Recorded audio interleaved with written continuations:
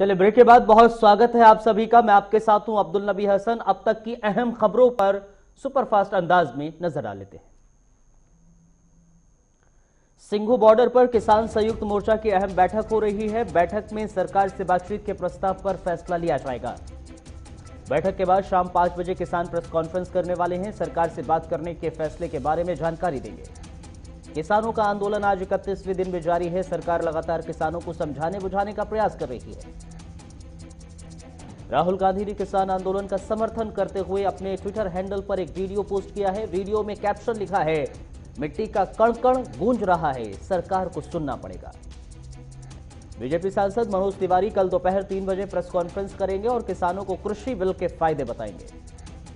राजस्थान सरकार के कैबिनेट मंत्री परसादी लाल मीणा ने कहा है कि प्रदेश में तीनों कृषि विधेयक किसी भी सूरत में लागू नहीं किए जाएंगे। मध्य प्रदेश के मुख्यमंत्री शिवराज सिंह चौहान ने कहा है कि प्रदेश में कृषि कानूनों को लेकर किसी को कोई कंफ्यूजन नहीं है। असम में गृह मंत्री अमित शाह ने कई विकास योजनाओं की आधारशिला रखी है और कहा है कि प्रधानमंत्री के नेतृत्व में विकास की शुरुआत हुई है। प्रधानमंत्री नरेंद्र मोदी ने जम्मू कश्मीर में सेहत स्वास्थ्य बीमा योजना का शुभारंभ किया है। इस योजना के तहत 1 करोड़ 30 लाख लोग स्वास्थ्य सेवाओं का लाभ उठाएंगे। इस मौके पर प्रधानमंत्री मोदी ने कहा है कि आज जम्मू कश्मीर के लिए ऐतिहासिक दिन है। आज से जम्मू कश्मीर के लोग आयुष्मान भारत योजना का लाभ उठा सकेंगे। अपने संबोधन में डीडीसी चुनाव का जिक्र करते हुए प्रधानमंत्री ने कहा कि डीडीसी चुनाव में जम्मू कश्मीर में लोकतंत्र की जड़ों को मजबूत किया है। इस मौके पर गृह मंत्री अमित शाह ने कहा है कि जम्मू कश्मीर के हर शख्स को इस योजना को लाभ मिलेगा। वहीं शिवसेना ने अपने मुखपत्र सामना में यूपीए को एनजीओ करार देते हुए इसका नेतृत्व एनसीपी के मुखिया शरद पवार को सौंपने की वकालत की है।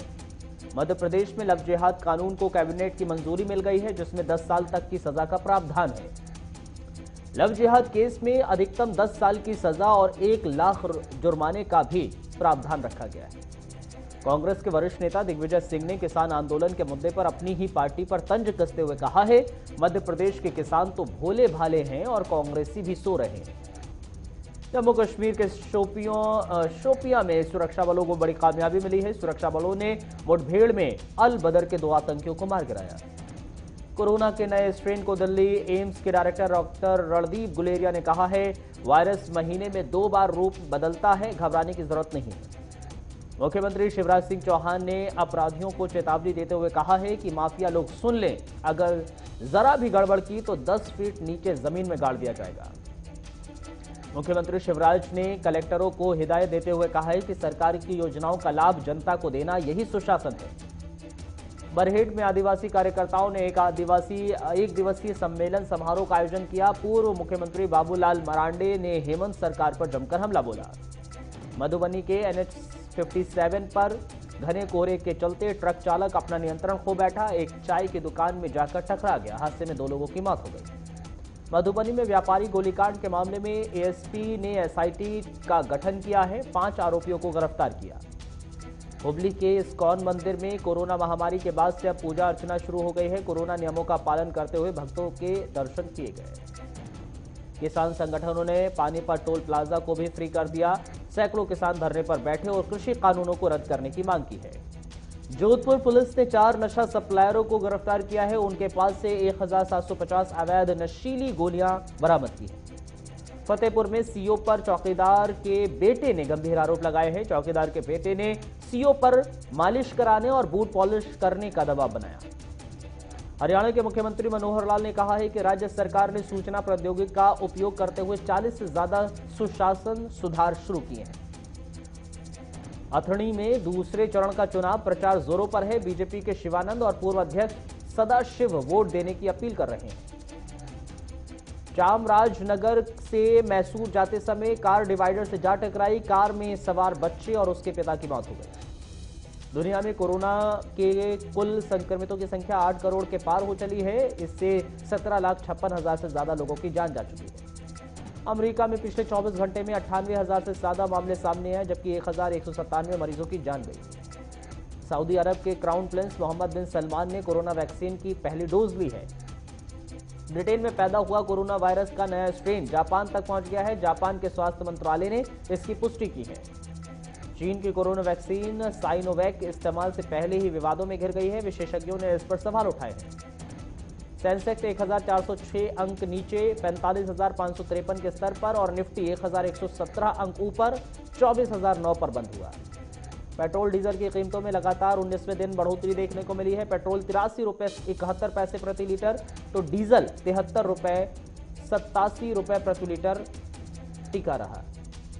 सरकार FY22 का ऑयल सब्सिडी बजट घटाकर आधा कर सकती है। इस साल यह बजट 40,915 करोड़ रुपए का था। भारत EU और UK के साथ मुक्त बाजार समझौता करने के लिए तेजी से प्रयास करेगा, जिसमें UK मार्केट में भारत को ज्यादा लाभ मिलेगा। वाणिज्य मंत्री ने IRCTC के ई-टिकटिंग सिस्टम से अपग्रेडेशन वर्क की समीक्षा की है, जिस पर केंद्रीय मंत्री पीयूष गोयल ने कहा है कि IRCTC टिकटिंग सिस्टम के फीचर्स बढ़ा रही है। रेमो डिसूजा की पत्नी लिजेल ने मुश्किल दौर में साथ देने के लिए सलमान खान का धन्यवाद किया है और कहा, फरिश्ता हो आप। शूटिंग के बीच 48 साल के मलयालम एक्टर अनिल नूंदमल की मलकारा डैम में नहाने के दौरान डूबने से मौत हो गई। वेब सीरीज पोरशपुर को लेकर डायरेक्टर सतीश वत्स ने कहा है, पोरशपुर ग्रे शेड रोल करने के लिए अन्नू कपूर को बहुत आसान तरीके से उनको बातचीत मानने के लिए कहा गया। कपिल शर्मा का शो छोड़ने पर सुगंधा मिश्रा ने कहा है, सुनील ग्रोवर के बाहर होने के बाद फॉर्मेट बदल गया है और हमें दोबारा नहीं बुलाया गया। कार्तिक आर्यन की थ्रिलर मूवी धमाका की शूटिंग धुआंधार अंदाज में पूरी हुई और 10 दिन में शूट कंप्लीट हुआ। इंग्लैंड के 75 साल के पूर्व क्रिकेटर और दिग्गज कमेंटेटर रॉबिन जैकमैन का निधन हो गया है। इसकी जानकारी इंटरनेशनल क्रिकेट काउंसिल की ओर से दी गई।